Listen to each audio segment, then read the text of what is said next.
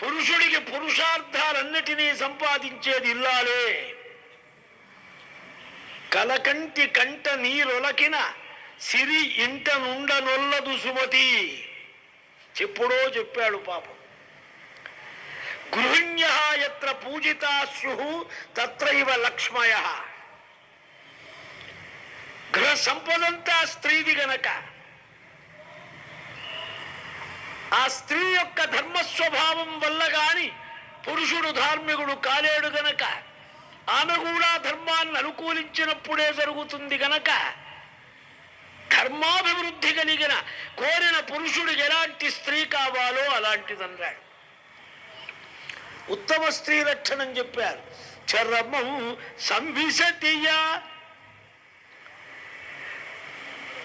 ప్రథమం ప్రతిబుధ్యతే ఆగోపాల ఆవిర ఆవిపాలేభ్య సర్వం వేద కృతం.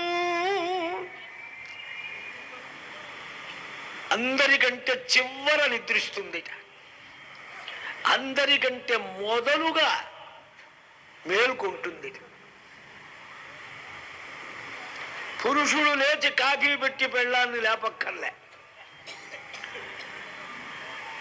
అలా ఎక్కడ లేపబడుతుందో ఆ ఇంటికి దారిద్ర్యం పట్టుకుంటుందన్నారు శాస్త్రజ్ఞులు.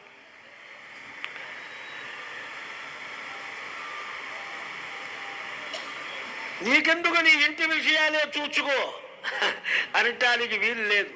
ఆ గోపాల ఆ విపాలేభ్య సర్వం వేద కృతాకృతం. రాష్ట్రంలో రాజ్యాంగంలో సర్వంలో ఆమె గుర్తించని సంగతి అంటూ ఉండదు.